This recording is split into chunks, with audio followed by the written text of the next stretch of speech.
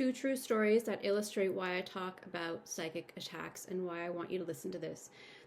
And they happened to me. So first story is I went for a Reiki level something attunement, maybe level 2.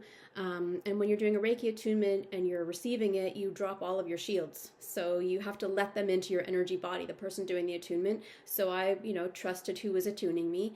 I let down my shields, and there was someone else in the room who knew how to use energy in a malicious way, and they installed a cord into my energy body that took about a third of my energy out of me all day, every day. And so I only discovered this because I noticed that after the Reiki attunement, I was exhausted all the time, and so discovered eventually that someone had put basically a pipeline to harvest my energy. So that's story number 1. Story number 2 is I was doing an energy healing. I was receiving the energy healing with an energy worker who I had many sessions with before and trusted.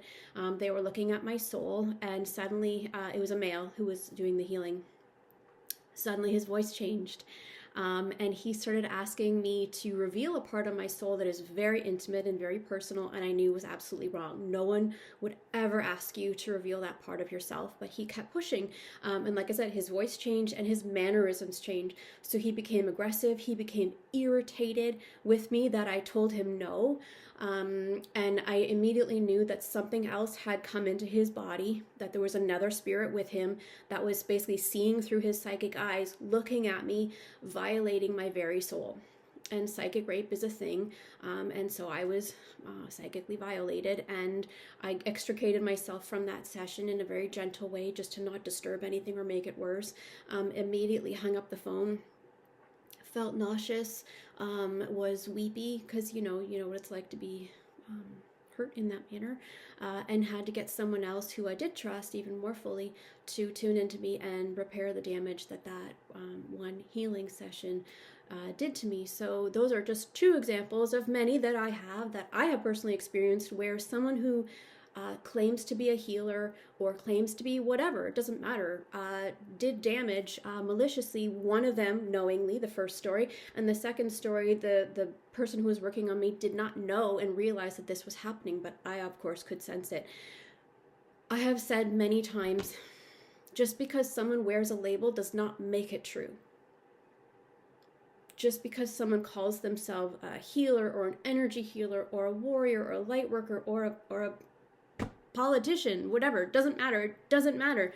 The label does not make it true. You have to separate the 2 things out. And for example, I have clients coming to me too who have spirit guides talking to them, and they're saying that my spirit guides are encouraging me to harm myself in really bad and permanent ways. That's not a spirit guide. That's a spirit, but that's a malicious spirit. No true spirit guide would ever encourage you to harm yourself in any way, full stop. And then I have people writing into me, because I solicited information on psychic attacks in my main newsletter, people writing in who are saying that they're afraid of learning about psychic attacks. They really don't want to go down that road. Why do I talk about it? Because it happens. It happens.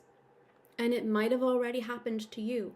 And the point is that if you know what to look, if you acknowledge that it's real, and I've heard, people in the energy working world who say, I just don't give my power to that. Well, you just did.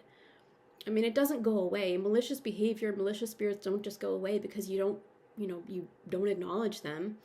Acknowledge it.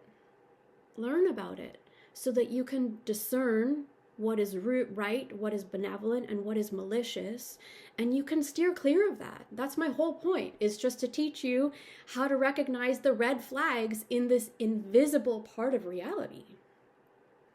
So, I don't know. Anyway, I wanted to share a couple stories, let people know this stuff happens. If you've ever had a bad experience, I'm so sorry about that. I know exactly what that's like. With someone that you trust, even, like doctors and stuff. Like, it doesn't have to be someone in the energy or the spiritual world. But just look, it's out there. It's real. We can pretend that, we can close our ears and close our eyes to it, or we can learn a little bit about it, not fearfully. I don't ever want someone to be afraid of it. I just want you to know that it's there and to recognize the red flags so you don't fall prey to it. There's so much stuff out there. Trust me. Anyway, use discernment. That's my big message. And if you have any questions, let me know.